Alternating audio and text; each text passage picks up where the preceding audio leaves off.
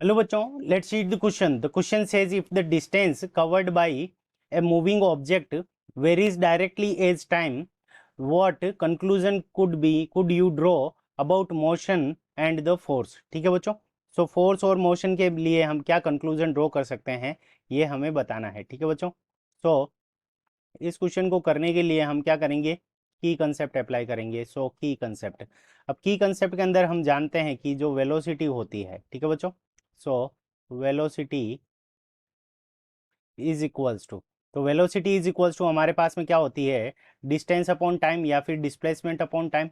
सो अगर हम इसको डिस्प्लेसमेंट मान लेते हैं, so displacement divided by time, यानी D S upon D T, यानी यहाँ पे हमारे पास में क्या आ जाएगा, डिवाइडेड के अंदर टाइम आ जाएगा। अब हमें क्या दे रखा है कि जो डिस्टेंस है, अब देखो मूविंग ऑब्जेक्ट अगर लीनियरली मूव कर रहा है लाइन के अंदर तो डिस्टेंस और डिस्प्लेसमेंट हमारे दोनों ही क्या होते हैं, इक्वल होते हैं। तो उस कंडीशन के अंदर जो, अगर हम डिस्टेंस को एस से रिप्रेजेंट करें, सो या फिर डी से रिप्रेजेंट कर लेते हैं डिस्टेंस को, तो डी जो डिस्टेंस है वो हमें क्या गिवन है, प्रोपोर्शनल टू है किसके, टाइम पीरियड टी के। अब जब हम प्रोपोर्शनलिटी का साइन हटाएंगे तो यहाँ पे कोई ना कोई कांस्टेंट आ जाएगा, तो d इज इक्वल्स टू, अब कांस्टेंट क्या मान लिया हमने, k, d is equals to K T, तो d divided by T is equals to, ये हमारे पास में क्या आ गया, k आ गया। तो देखो यहाँ पे डिस्टेंस d है और उसके अंदर हमने टाइम पीरियड t का डिवाइड लगाया है, और यहाँ पे जो वैल्यू है k, ये क्या है, हमारा एक कांस्टेंट है। ठीक है बच्चों, सो ये वैल्यू हमारी क्या है, एक कांस्टेंट है। तो हम क्या लिख सकते हैं कि जो वेलोसिटी है वो हमारी क्या है, कांस्टेंट है। सो यहाँ से हमें क्या पता चला कि जो पार्टिकल मूव करेगा तो उसकी वेलोसिटी क्या हो जाएगी, हमारी कांस्टेंट हो जाएगी, क्योंकि वो के इक्वल है। तो वेलोसिटी, जब वो पार्टिकल मूव करेगा तो वेलोसिटी क्या हो गई, उसकी कांस्टेंट हो गई।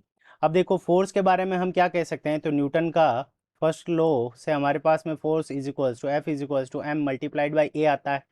ठीक है बच्चों, अब देखो ए यहाँ पे क्या है, एक्सिलरेशन है, और एक्सिलरेशन ए को हम क्या लिख सकते हैं, D V upon D T. ठीक है बच्चों, so change in velocity divided by time. ठीक है बच्चों, अब देखो वेलोसिटी हमारी कांस्टेंट है तो उसका जब हम डिफरेंशिएशन करेंगे तो D V upon D T की वैल्यू क्या आ जाएगी, जीरो आ गई।